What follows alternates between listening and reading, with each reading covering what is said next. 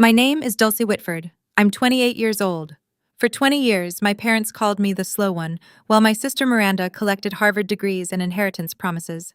They mocked my dyslexia at dinner tables, excluded me from family decisions, and paid me a fraction of what they paid her.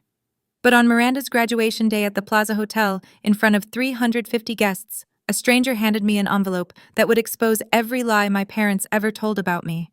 What they didn't know, Grandma had been watching. She saw everything. And she left me something that would flip the entire Whitford empire upside down. The Whitfords were old money Manhattan, the kind of family whose name appeared on hospital wings and museum plaques. My father, Gerald Whitford, ran Whitford Properties, a commercial real estate empire my grandmother, Eleanor, had built from a single Brooklyn office in 1965. By 2024, the company was valued at $92 million. I was born with dyslexia, diagnosed at 7. The letters on pages would swim and rearrange themselves, turning simple sentences into puzzles that took me 3 times longer to solve than other kids. My parents' response wasn't support, it was shame.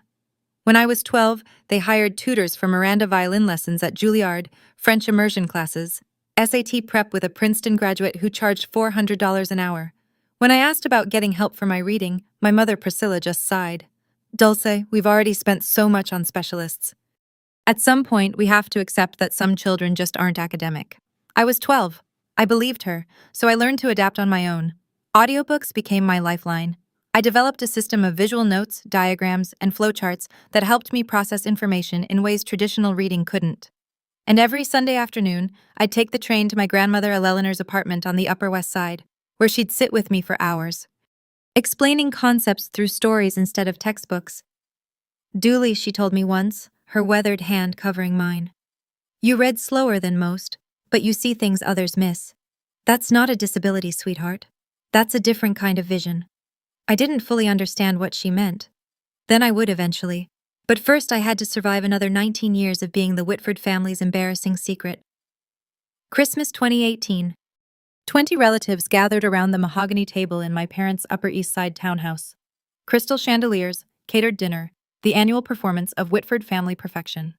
My father stood at the head of the table, wine glass raised. "I'd like to make an announcement," he said, his voice carrying that boardroom authority he wore like a second skin. "Miranda has been accepted to Harvard Law School full scholarship." Applause. Cheers. Miranda blushed with practiced modesty. "My eldest daughter," Gerald continued, beaming, "will be the first Whitford to attend Harvard in 3 generations. She's going to take this family and this company to extraordinary heights." More applause. Uncle Richard clapped Miranda on the shoulder. Aunt Catherine dabbed her eyes with a napkin. Then my father's gaze drifted down the table. To me, "And Dooley?" He paused. The warmth in his voice evaporated. "Well, Dooley is also here." A few relatives chuckled, soft, uncomfortable laughs. The kind people make when they don't know what else to do. Miranda didn't defend me. She laughed along with them. I stared at my plate. The roasted lamb blurred through the tears I refused to let fall. Under the table, a hand found mine. Thin fingers, papery skin. Grandma Eleanor, seated across from me, squeezed gently. When I looked up, her eyes held something fierce, something that looked almost like fury directed at her own son. She didn't say anything. Not then. But 3 months later, she called me to her apartment, said she needed to show me something important. I didn't know it at the time, but that Christmas dinner, that moment of casual cruelty in front of 20 witnesses, had set something in motion, something that would take 5 years to detonate. After graduating from a state university in 2022, not an Ivy, never an Ivy, I applied for a position at Whitford Properties. I wanted to prove I could contribute, that the family business could be my path too. My father agreed to hire me as an administrative assistant, salary $42,000 a year. That same month, Miranda joined as chief legal counsel, her salary $280,000 plus bonuses. My job consisted of photocopying documents, booking conference rooms, and fetching coffee for executives who never learned my name. I wasn't invited to a single meeting, never shown a single contract. But I watched and I listened. I discovered something about myself during those long hours in the copy room. I could spot patterns others missed. When executives discussed deals in the hallway, I'd sketch diagrams of the relationships between parties, the flow of money, the potential conflicts. A skill I developed to compensate for my reading difficulties had become something else entirely. Grandma Eleanor had taught me this. During those Sunday afternoons at her apartment, she'd spread out old contracts from the company's early days and show me how to read them, not word by word, but as systems, as structures. Your father reads contracts like a lawyer, she told me once in 2019, just before her health started declining. He looks for what he can exploit. You read them like an architect. You see how all the pieces connect. That same day, she'd handed me a small wooden box, mahogany, with brass hinges. Keep this safe, she'd said. Don't open it yet. When you need it, you'll know. I'd taken the box home, tucked it in my closet, and tried to forget the strange weight of her words. March 2019, Grandma Eleanor's apartment. Grandma. She was 82 then, her once vigorous frame grown thin, her silver hair wispy against the pillow of her armchair, but her eyes, those sharp knowing eyes, hadn't dimmed at all. Sit down, Dooley. I sat across from her in the living room where I'd spent so many Sunday afternoons. The walls were covered with photographs. Eleanor breaking ground on her first Brooklyn property in 1965. Eleanor shaking hands with Mayor Coe. Eleanor accepting a Women in Business Award in 1987. Not a single photo of my father at the helm. I built Whitford Properties from nothing, she said, her voice carrying decades of steel. One office, one secretary, 60 years of work. Your father. She paused and something bitter flickered across her face. Your father inherited it. He didn't build it. He doesn't understand what it means to create something. Grandma, he judges people by their credentials, their degrees, their ability to perform in boardrooms. She leaned forward. I judge people by how they treat those who can't fight back. And you, Dulce, you're the only one in this family who knows how to be kind. She pressed the wooden box into my hands. There's something inside that might help you someday, but not yet. You're not ready yet. And neither is Gerald. Her grip tightened. When the time comes, when he shows you exactly who he is, you'll know what to do. I wanted to ask what she meant. What was inside? Why she'd chosen me? But she changed the subject, started talking about the weather, her garden, the book she was reading. 18 months later, she was gone. Pancreatic cancer. I held her hand in the hospice, the only family member at her bedside. The box remained unopened in my closet. April 2024. The email arrived on a Tuesday afternoon. Subject line: position restructuring confidential. Dear Ms. Whitford, as part of our ongoing organizational optimization, your current position will be eliminated. Effective July 1st, 2024. HR will contact you regarding severance options. I read it 3 times. The letters swam, rearranged, settled back into the same devastating message. They were firing me. That evening, I stayed late organizing files no one would ever look at. Through the thin wall separating my cubicle from my father's corner office, I heard voices. Gerald and Priscilla. Can't have her here when Miranda takes over. My father was saying it looks bad. The CEO's sister working as a secretary.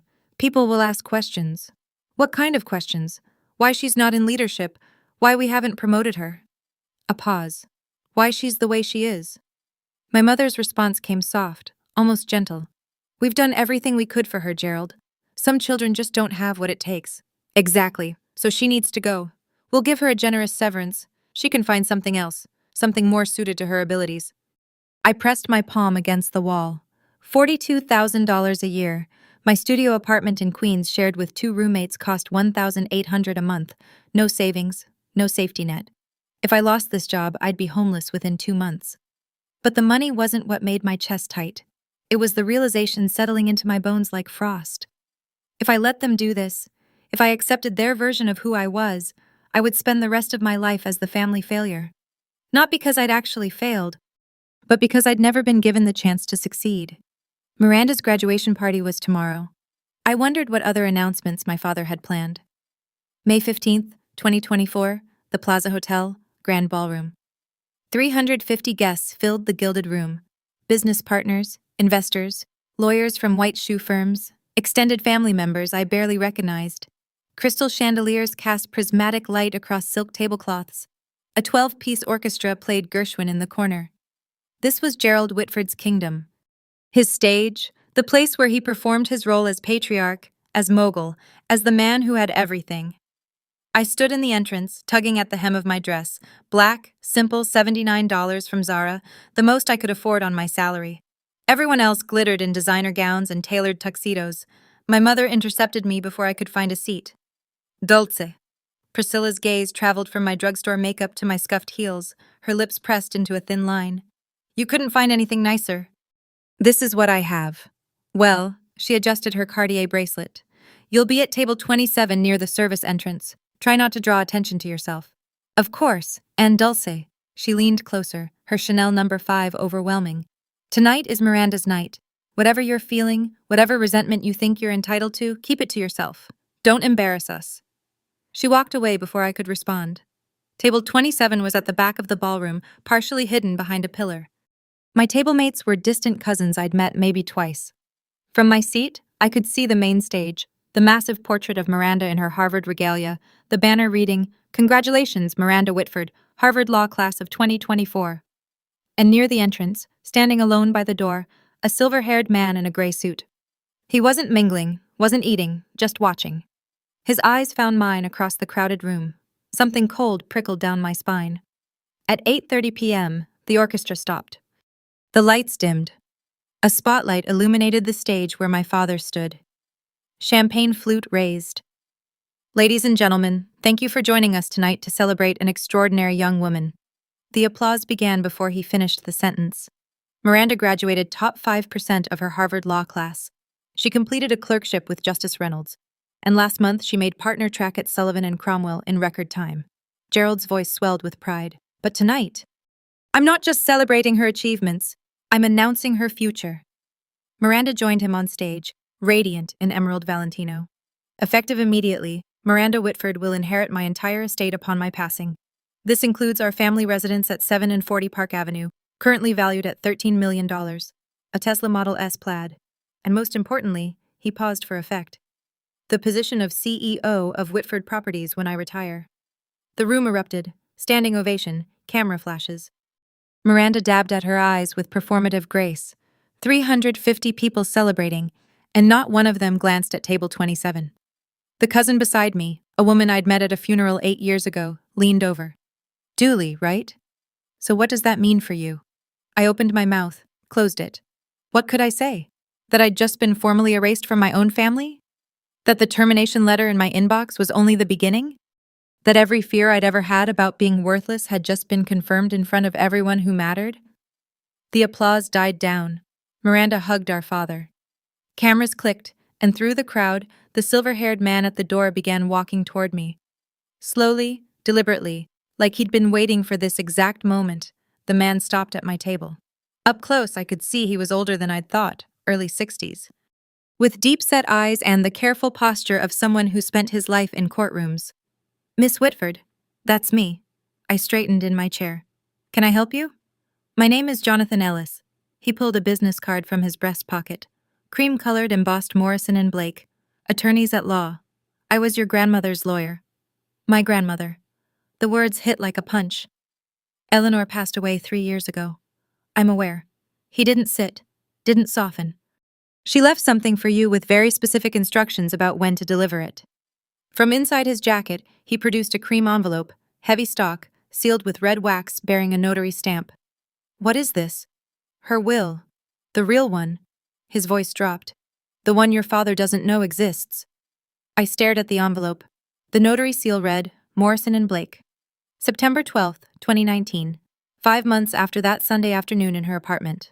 5 months after she'd handed me the wooden box. I don't understand. Your grandmother gave me explicit instructions. I was to deliver this document on the day your father publicly disinherited you. Ellis glanced toward the stage where Gerald and Miranda were still basking in applause. I believe that just occurred. My hands trembled as I took the envelope. Mr. Ellis, what's in here? For the first time, something almost like warmth flickered in his eyes. Mrs. Eleanor told me to tell you. Give this to Dulcie on the day Gerald shows her exactly who he is. By then, she'll be ready. He straightened his tie. I'll be available when you have questions. You have my card. Then he turned and walked away, disappearing into the crowd. I couldn't breathe in that ballroom. I pushed through the service entrance, found an empty hallway near the kitchen. Fluorescent lights buzzed overhead, the sounds of celebration muffled to a distant hum. My fingers shook as I broke the wax seal. Inside, 3 pages of dense legal text. A notarized signature. A date. September 12th, 2019. I read slowly, carefully. The letters swam, but I forced them into focus. I, Eleanor Margaret Whitford, being of sound mind and body, do hereby revoke all previous testamentary documents and declare this to be my last will and testament. My eyes caught on a paragraph near the middle. To my granddaughter, Dulcie Ann Whitford, I bequeath 51% of my shares in Whitford Properties, LLC, currently valued at approximately $47 million, along with all voting rights associated therewith. I read it again and again. 51% controlling interest. The will continued. This bequest is made with full knowledge of my son Gerald's treatment of Dulce. She has been excluded, diminished, and denied opportunity, not due to lack of ability, but due to lack of support. Dooley is not slow. Dooley was abandoned, and I will not allow her father's prejudice to continue after my death. A sob caught in my throat. Grandma had seen. She'd seen everything. Condition. To activate this bequest, Dooley must formally request an emergency board meeting within 72 hours of receiving this document. Failure to act within this window will render this will null and void, and all assets shall transfer, per my 2015 testament. 72 hours. The deadline would fall at 8:30 p.m. on May 18th. I leaned against the cold wall, the document clutched to my chest. My grandmother had given me a weapon. Now I had to decide if I was brave enough to use it. Jonathan Ellis was waiting by the coat check when I emerged. You read it. The 72-hour clause. My voice cracked. Why would she put that in? Your grandmother knew you, Miss Whitford. He handed me a second card. This one with a personal cell number handwritten on the back. She knew that if she gave you unlimited time, you might convince yourself not to act. The deadline isn't a punishment, it's permission. Permission to stop waiting for your family to change their minds about you, to take what's rightfully yours. He checked his watch. The deadline is 8:30 p.m. May 18th, 3 days. If you want to proceed, you'll need to submit a formal request for an emergency board meeting. I can help you draft it. Through the ballroom doors, I could see my father still on stage posing for photographs with Miranda. My mother circulated among guests, accepting congratulations as if she'd earned them herself. If I did this, if I invoked the will, I would destroy every relationship I had left. My parents would never forgive me. Miranda would see it as betrayal. But if I stayed silent, I would accept their verdict. I would become exactly what they'd always said I was, the failure, the slow one, the daughter who didn't matter. Miss Whitford. Ellis's voice cut through my spiral. Your grandmother believed in you. She spent the last 3 years of her life preparing for this moment. The question is, do you believe in yourself? I looked at the will in my hands, at the elegant signature of the woman who'd held my hand under Christmas tables and taught me to read contracts like architecture. I'll call you tomorrow, I said. We're requesting that board meeting. Ellis allowed himself a small smile. She said you would. I'm going to pause here for just a moment. If you've ever been underestimated by the people who were supposed to believe in you, if you know what it feels like to be dismissed, I want you to comment the word enough below. Let me know I'm not alone in this. And if you want to see what happened when I walked into that boardroom, keep watching because we're just getting started. Now, back to the story. That night, back in my cramped Queens apartment, I finally opened the wooden box. My roommates were asleep. The only light came from the street lamp outside my window, casting orange stripes across my bed, where I sat cross-legged, the mahogany box in my lap. The brass hinges creaked as I lifted the lid. Inside, a handwritten letter on Eleanor's personal stationery, a faded document with a 1965 date stamp, and a USB drive, sleek and modern, clearly added much later. I reached for the letter first. My dearest Dulce, if you're reading this, then Jonathan has done his job, and your father has done exactly what I feared he would. I'm sorry I couldn't protect you while I was alive, but I can protect you now. The enclosed document is the original partnership agreement from 1965 when I founded Whitford Properties with 2 colleagues who have long since passed. Your father has never seen it. It establishes that the founders' shares carry permanent voting rights that cannot be diluted or transferred without board approval. The USB contains something else, something your father hoped I'd forgotten. In 2018, Gerald proposed a resolution to reduce my voting rights from 51% to 10%. His stated reason? I was too old to understand modern business. The real reason? He wanted control, and I was in his way. The board rejected his proposal by 2 votes. I was one of those votes. I never forgot what he tried to do. And I never forgave him for the way he treated you to justify it. As though diminishing you somehow proved I was unfit. Use this wisely, Dulce. Not for revenge, for justice. All my love, Grandma Eleanor. I plugged the USB into my laptop. The file was labeled Board Meeting Minutes. March 2018. PDF. My father's attempt to strip his own mother of power. Documented time-stamped evidence. May 16, 91. A.M. Margaret Coleman answered on the second ring. Dooley Whitford. Her voice carried the rasp of someone who'd smoked for decades and laughed even longer. I've been wondering when you'd call. You know who I am. Sweetheart, your grandmother and I built half of Brooklyn together in the 70s. She talked about you constantly. A pause. She also told me about the will 3 years ago. Right before she passed. I gripped my phone tighter. Then you know what I'm about to do.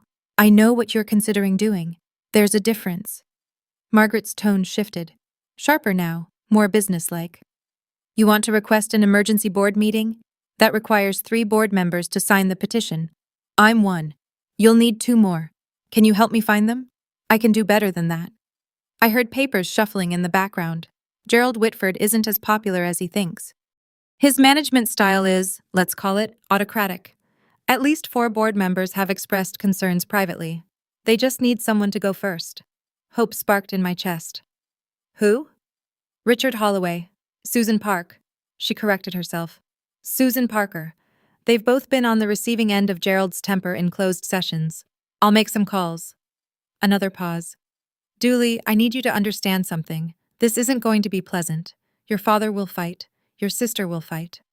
They'll say terrible things. They've been saying terrible things my whole life. At least now I get to respond. Margaret laughed. A warm, genuine sound. Eleanor always said you had steel under all that quiet. I'm starting to see what she meant. She cleared her throat. I'll have the petition ready by tonight. Board meeting request, May 18th, 10 a.m., Whitford Tower, 42nd floor. Thank you, Margaret. Don't thank me yet. Thank me when you're sitting in that boardroom. May 17th. Gerald found out about the board meeting at 4 p.m. I know this because Miranda called me 45 minutes later, her voice tight with controlled fury. What did you do? I was sitting in my cubicle at Whitford Properties pretending to organize files. I don't know what you're talking about. Dad just got a notice from the board secretary. Emergency meeting tomorrow. Requested by Margaret Coleman and 2 other directors. A pause. Sharp as broken glass. Margaret Coleman hasn't requested anything in 15 years. What did you do? Maybe she has concerns about company management. Don't play games with me, Dooley. Miranda's composure cracked. If you're trying to embarrass us, trying to make some kind of scene, I'm just doing my job, Miranda. Same as always. She hung up without saying goodbye. 20 minutes later, Gerald stormed past my cubicle on his way to his office. He didn't look at me, didn't acknowledge I existed. Just slammed his door hard enough to rattle the windows through the wall. I heard him on the phone. Ridiculous waste of time. Margaret's probably going senile. We'll address her concerns and move on. No, I'm not worried. Dooley, my God, Miranda, she can barely read a spreadsheet. She's not a threat to anyone. I smiled. For the first time in 28 years, being underestimated felt like an advantage. That night, in my apartment, I prepared, printed 3 copies of the will, downloaded the 2018 board minutes onto my phone as backup, wrote a brief statement, not an accusation, just a presentation of facts. Jonathan Ellis confirmed he'd attend as the authenticating attorney. Margaret texted at 11 p.m. Petition filed. See you tomorrow. Your grandmother would be proud. I barely slept, but for once, it was an anxiety keeping me awake. It was anticipation. May 18th, 2024, 9:45 a.m., Whitford Tower. The elevator opened onto the 42nd floor. Floor-to-ceiling windows. Italian marble, the kind of corporate opulence designed to intimidate. I stepped out in a borrowed gray blazer. My roommates, 2 sizes too big, carrying a leather portfolio I'd bought at Goodwill for $12. The security guard at the boardroom door held up his hand. Name? Dooley Whitford. He checked his tablet, frowned. You're not on the authorized attendee list. I'm a Whitford Properties employee, and I have business with the board. Ma'am, this is a restricted meeting. I can't let you. Is there a problem? Miranda's voice behind me. I turned. She looked immaculate. Navy power suit, Hermes scarf, the uniform of someone who belonged in boardrooms. Duly? Her smile didn't reach her eyes. What are you doing here? I have information to present to the board. Information? Miranda laughed. A sharp performative sound. About what? You work in the copy room. The nature of my presentation is confidential. You don't even know what ROI stands for. Return on investment. It's not that complicated. Miranda's smile flickered. Before she could respond, our father appeared at the end of the hallway, flanked by two senior executives. What's going on here? Dulce wants to attend the board meeting. Miranda said, I was just explaining that's not possible. Gerald looked at me the way he always did, like I was a stain he couldn't quite scrub out. Dulcie, go back to your desk. This doesn't concern you. Actually, a voice called from inside the boardroom. It does. Margaret Coleman appeared in the doorway, 72 years old, silver-haired, standing with the quiet authority of someone who'd been building empires when Gerald was still in diapers. I invited her. She has standing to address the board. Margaret smiled. Let her in. Gerald's jaw tightened. For a moment, I thought he might physically block the door, but Margaret Coleman had been a board member for 32 years. Her authority in that room exceeded his. Fine. My father's voice was ice. Let her speak. We'll see how long it takes before she embarrasses herself. The boardroom was smaller than I'd imagined. An oval table of polished walnut, 12 leather chairs, portraits of past executives on the walls, including I noticed my grandmother Eleanor, her painted eyes seeming to watch from above the fireplace. 12 board members took their seats, Gerald at the head, Miranda to his right, not officially a board member yet, but positioned as he apparent. I was directed to a chair at the far end. The children's table of corporate governance. In the corner, Jonathan Ellis sat with his briefcase. He caught my eye, nodded once.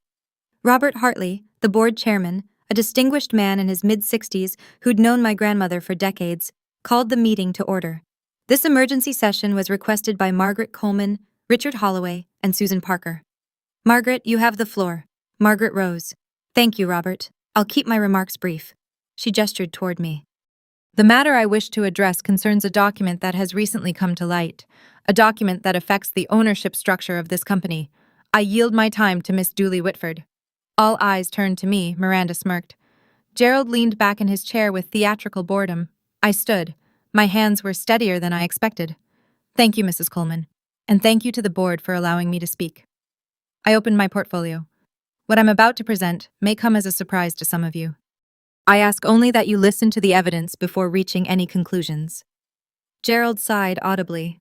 I ignored him. Before I could continue, my father raised his hand. I'm sorry, Robert, but before we waste the board's valuable time. Gerald stood, buttoning his jacket with deliberate slowness. I need to provide some context. Gerald, Margaret started. Dulce is my daughter. His voice carried that patronizing warmth he used for difficult clients. And I love her. But she's not qualified to address this board on any business matter. She works in an administrative role. She has no legal training, no financial background, no strategic experience. Miranda chimed in, her tone dripping with false sympathy. Dooley also has dyslexia. She struggles with reading. We've tried to support her, but she shrugged elegantly. Some limitations can't be overcome with effort alone. A few board members shifted uncomfortably. What we're seeing here, Gerald continued, is a troubled young woman acting out, perhaps due to the announcement at Miranda's graduation party. Sibling jealousy is Mr. Whitford. Robert Hartley's voice cut through like a gavel. You'll have an opportunity to respond, but Miss Whitford requested this time, and she's entitled to use it. Gerald sat down. His expression promised consequences. Miranda caught my eye and mouthed, You're embarrassing yourself. I looked at them both, my father, my sister, and felt something shift inside me. Not anger, something colder, clearer. They weren't trying to protect me. They weren't even trying to protect the company. They were trying to protect their version of the story, the version where I was nothing. Thank you, Mr. Hartley. I pulled the document from my portfolio. I won't be discussing my reading ability today. I'll be discussing this. I held up the will. The room went silent. This is the last will and testament of Eleanor Margaret Whitford, founder of this company. Notarized September 12th, 2019. Gerald's face drained of color. That's impossible. Gerald's voice came out strangled. My mother's will was executed in 2015. I have a copy. You have a copy of her previous will. I kept my voice level. Clinical. Under New York Estates Powers and Trusts Law, a subsequent valid will automatically revokes all prior testament documents. This will, I placed it on the table, was executed 4 years after the one you possess. I slid the document to Robert Hartley. Mr. Ellis, I gestured to Jonathan, who rose from his corner seat. Would you please confirm the authenticity of this document? Jonathan approached the table. I'm Jonathan Ellis, partner at Morrison and Blake. I served as Eleanor Whitford's personal attorney from 2008 until her death in 2021. I can confirm this will was executed in my presence on September 12, 2019. It was witnessed by 2 independent notaries, and the original is held in escrow at Chase Private Client. Robert Hartley studied the document. His eyebrows rose. This will be Quickwath's 51% of Whitford Properties shares too. He looked up at me. To you, Miss Whitford. Murmurs rippled around the table. That's a forgery, Miranda said, but her voice had lost its confidence. It's not. Jonathan's response was immediate. And I'd advise you against making accusations of fraud without evidence, Miss Whitford. Morrison and Blake's reputation speaks for itself. Gerald slammed his palm on the table. This is absurd. My mother was ill. She was being manipulated. Manipulated? I pulled out my phone. Perhaps you'd like to explain this then.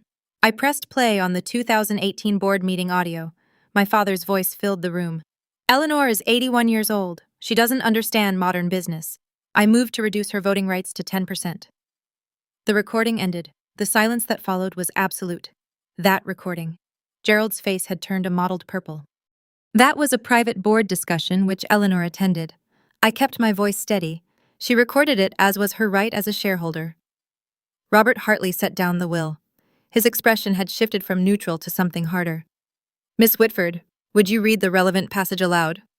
For the record, I nodded. Took a breath. To my granddaughter, Dulcie Ann Whitford, I bequeath 51% of my shares in Whitford Properties, LLC, along with all voting rights associated therewith. I paused, letting the words settle. This bequest is made with full knowledge of my son Gerald's treatment of Dooley.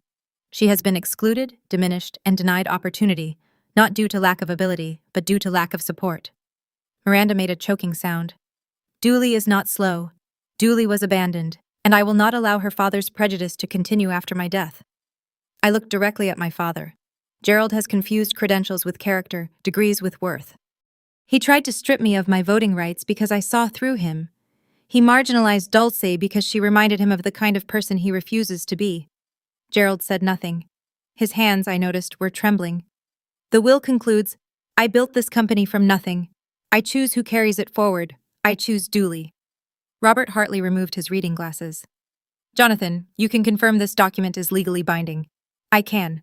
The 2015 will is superseded. As of this moment, Dulcie Whitford is the majority shareholder of Whitford Properties.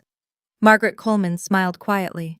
Richard Holloway and Susan Parker exchanged glances. And for the first time in my life, I watched my father look at me with something other than dismissal. It was fear. This doesn't prove anything, Miranda said, but her voice had turned brittle. Even if the will is valid, which we'll contest, Dooley has no business experience. She can't run a company. I'm not asking to run the company. I address the full board now. I'm asking you to examine the facts. I pulled the 2018 board minutes from my portfolio, March 14, 2018. Gerald Whitford proposed Resolution 2018-07 to reduce Eleanor Whitford's voting shares from 51% to 10%. His stated rationale, I found the passage. The founder is no longer capable of understanding modern business operations. That was taken out of context. Gerald said the resolution failed by 2 votes, Eleanor's vote and Margaret Coleman's. I looked at Margaret. Is that accurate? Margaret nodded slowly. It is. Eleanor called me that night. She was devastated, not because of the resolution she knew it would fail, but because her own son had tried to take everything she'd built. This is ancient history, Gerald started. It's evidence. I cut him off. Evidence that my grandmother wasn't suffering from diminished capacity when she wrote that 2019 will. She was protecting herself from her own son, and she was protecting me. Robert Hartley looked around the table. Does anyone else have documentation contradicting what's been presented? Silence. Gerald. My father's jaw worked. No words came. Miranda. My sister stared at the table. Her perfect composure had cracked entirely. Richard Holloway spoke for the first time. Robert, I think we need to recess and have legal counsel review these documents. Agreed. Hartley checked his watch. We'll reconvene in 15 minutes. Jonathan, please remain available. The board members rose. Conversations broke out in hushed tones. Gerald didn't move. He sat frozen, staring at his mother's portrait on the wall. I wondered if he could feel her watching. 15 minutes stretched into 45. The board's legal counsel, a thin man named Patterson, whom I'd never met, spent the entire time on his phone with Morrison and Blake, Chase private client, and the New York State Court's records office. I sat alone at the end of the table. Jonathan Ellis brought me a glass of water. Margaret Coleman patted my shoulder as she passed. Gerald and Miranda huddled in the corner, their whispered argument growing increasingly heated. Finally, Patterson returned to the table and whispered in Robert Hartley's ear. Hartley's expression flickered. Surprise, then resignation. Please take your seats. The board members filed back to their chairs. The tension in the room had crystallized into something brittle. Our legal counsel has confirmed the following. Hartley read from his notes. The will presented by Miss Whitford is valid under New York state law. It supersedes all previous testament documents. Effective immediately, Julianne Whitford holds 51% of Whitford Properties shares. Someone inhaled sharply. Additionally, Hartley continued, as majority shareholder, Miss Whitford has the right to propose motions to the board, including matters pertaining to executive leadership. He looked at me. Miss Whitford, do you have any motions you wish to bring forward? I stood. My heart was pounding, but my voice held steady. I have one motion. Gerald rose from his seat. Robert, this is sit down, Gerald. Hartley's voice carried unexpected steel. Miss Whitford has the floor. Gerald sat. His face had gone gray. I looked around the table at 12 people who, until an hour ago, had never considered me capable of anything. Now they waited for my decision. The power to destroy my father's career was in my hands. I thought about what my grandmother would want, and I made my choice. I'm not proposing to remove Gerald Whitford as CEO. The tension in the room shifted. Miranda's head snapped up. Even Margaret looked surprised. What I am proposing, I continued, is a vote of confidence. The board will decide whether Gerald Whitford retains their confidence as CEO of Whitford Properties. If the majority votes no confidence, he resigns. If the majority votes confidence, I will not interfere with operational leadership during my tenure as majority shareholder. This is absurd, Miranda stood. You're turning this into a spectacle, a revenge fantasy. No, I met her eyes. This is corporate governance, the same process that exists in every well-run company, the same process Grandma Eleanor established in our bylaws 40 years ago. I paused. If Dad has the board's confidence, he has nothing to worry about. Robert Hartley studied me for a long moment. Something like respect flickered in his expression. Is there a second for this motion? Seconded. Margaret Coleman didn't hesitate. Then we'll vote. All those expressing confidence in Gerald Whitford as CEO, raise your hands. 4 hands went up. Gerald's allies, people who owed their board seats to his recommendations, all those expressing no confidence. 7 hands rose. Robert Hartley counted twice. Then he set down his pen. The motion carries 7-4 with 1 abstention. He turned to Gerald. Mr. Whitford, the board has voted no confidence. Per section 14.3 of our bylaws, you have 30 days to tender your resignation. Gerald said nothing. He looked at me, really looked at me. For what might have been the first time in my life, I expected rage, hatred, threats. What I saw was worse, recognition. The understanding that he'd underestimated me so completely that he'd lost everything. He walked out without a word. I know what some of you are thinking right now. Why didn't she just fire him? Why give him the chance to keep his job? Because revenge isn't justice. Because destroying someone doesn't undo what they did to you. And because my grandmother didn't raise me to be cruel, she raised me to be fair. If that resonates with you, hit like, hit subscribe, turn on notifications because the story isn't over. Not even close. Now, back to what happened after that boardroom cleared. Gerald caught me in the private corridor outside the boardroom. Priscilla was with him. Someone must have called her during the recess. Her face was tear-streaked, mascara bleeding down her cheeks. You! Gerald's voice was barely controlled. You ungrateful, scheming Gerald. Priscilla put a hand on his arm. Not here. Not here. She just destroyed our family in front of 12 people. I stood my ground. I didn't destroy anything. I told the truth. The truth? Gerald laughed bitterly. Your grandmother was manipulated. That lawyer, Ellis.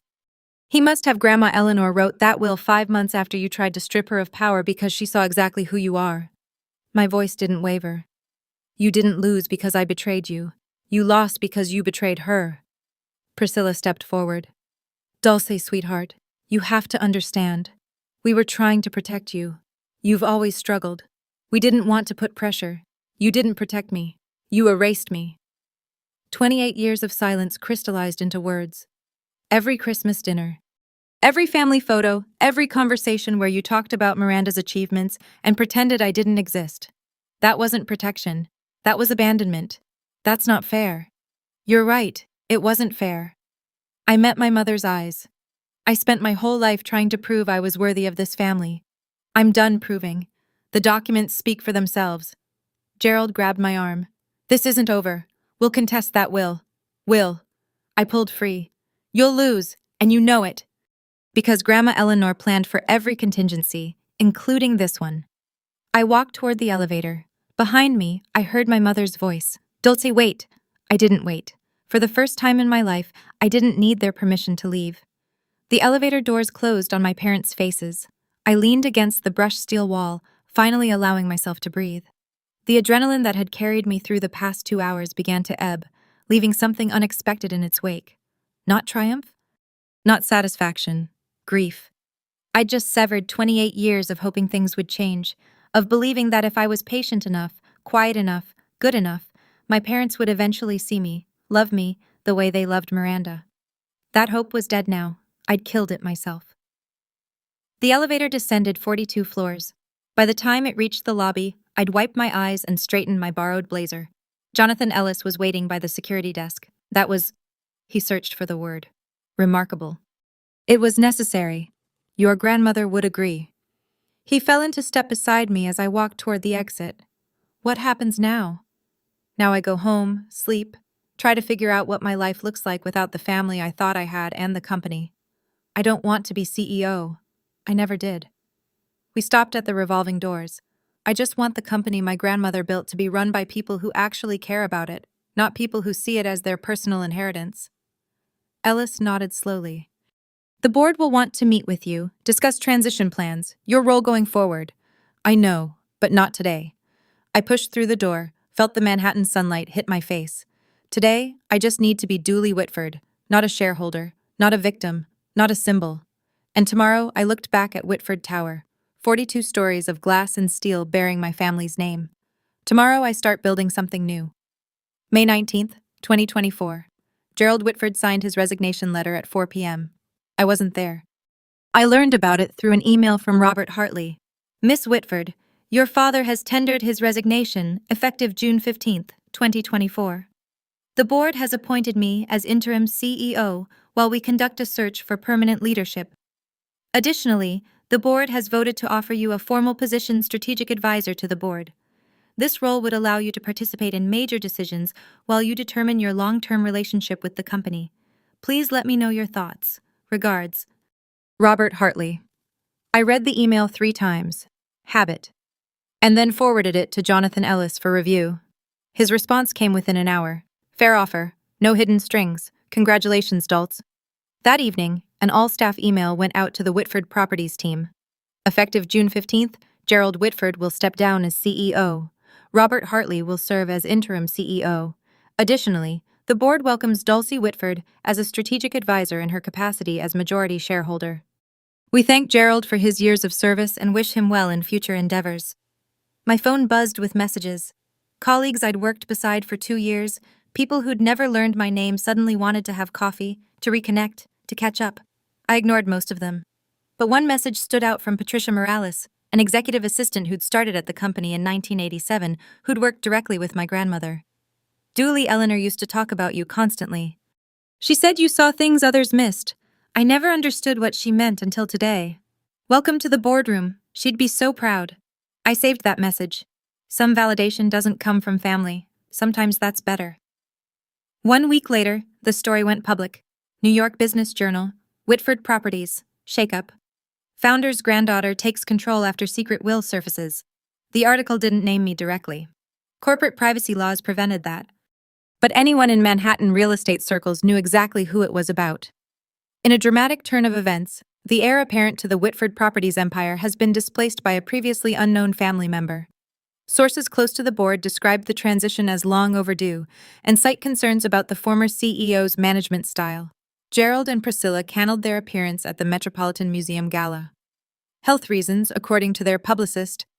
3 investment partners requested meetings with me personally, not with my father, not with the board, but with me.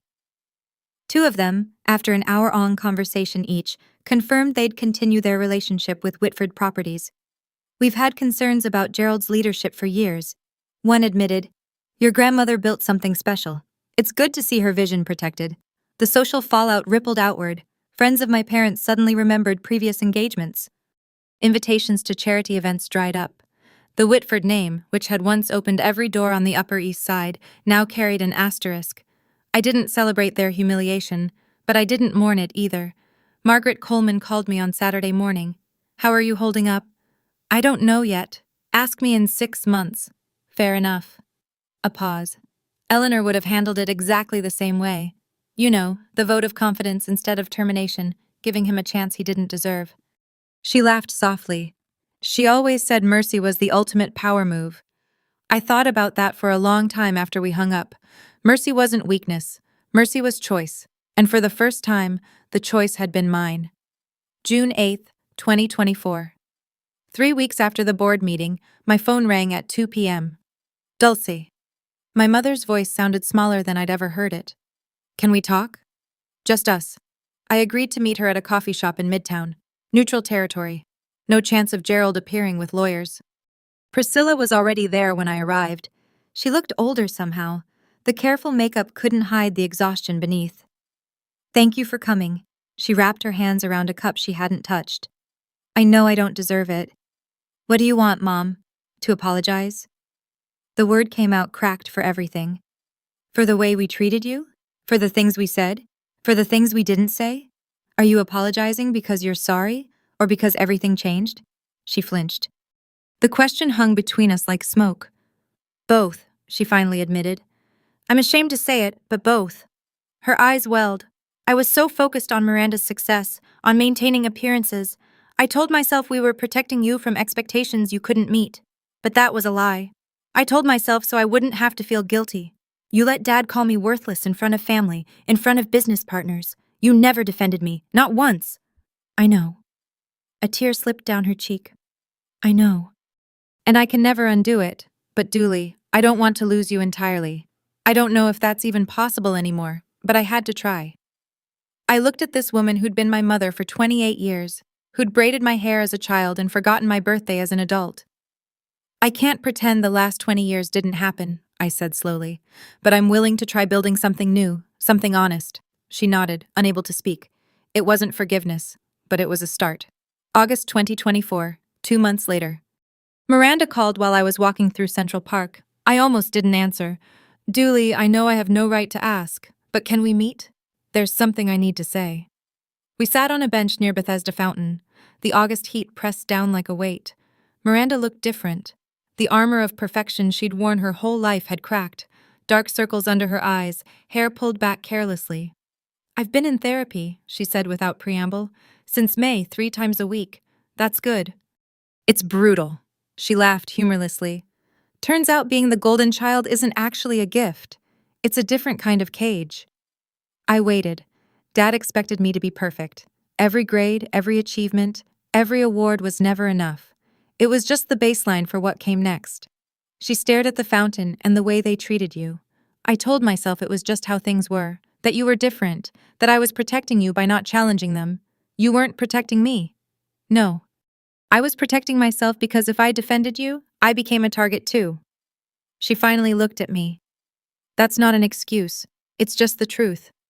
"What do you want from me, Miranda?" "Nothing. I don't deserve anything." Her voice cracked. "I just wanted you to know. I see you now. Really see you. And I'm sorry I didn't look sooner." We sat in silence. 2 sisters who'd grown up in the same house as strangers. "I can't go back to how things were," I said finally. "But I'm not interested in staying enemies either. Maybe we start over from scratch." Miranda's eyes filled with tears. I'd like that. It wasn't the sister relationship I'd wanted as a child, but maybe it could become something real. November 2024, 6 months after the board meeting, I moved into my own apartment in Brooklyn Heights. One bedroom, pre-war building, a view of the bridge my grandmother had walked across to her first office in 1965. The rent was more than I'd ever paid, but I could afford it now. My new salary as Director of Sustainable Development at Whitford Properties, $185,000 a year, plus dividends from my shares. The title was my idea, a new division focused on green building practices, sustainable real estate, environmental impact assessments, the kind of innovation my grandmother would have championed if she'd lived to see it. Gerald called once a month now, short conversations, polite. He asked about the weather, about my new apartment, about work. We both pretended the past hadn't happened. It was easier that way. Priscilla and I had lunch every other week. Slowly, awkwardly, she was learning to see me as a person instead of a problem. It wasn't the mother-otter relationship I'd dreamed of, but it was honest, which was more than we'd ever had. Miranda and I got coffee on weekends sometimes. We were learning each other, really learning for the first time. She told me about the pressure she'd carried. I told her about the loneliness. Neither of us pretended the past was okay. But we were writing a new story. On the wall of my apartment, I'd hung my grandmother's portrait, the same one that had watched over the boardroom for 40 years. Sometimes when the evening light hit it just right, I could almost see her smiling. You did it, Grandma. I thought you gave me the tools. I just had to be brave enough to use them. 6 months ago, I was invisible. Now, I was finally fully myself.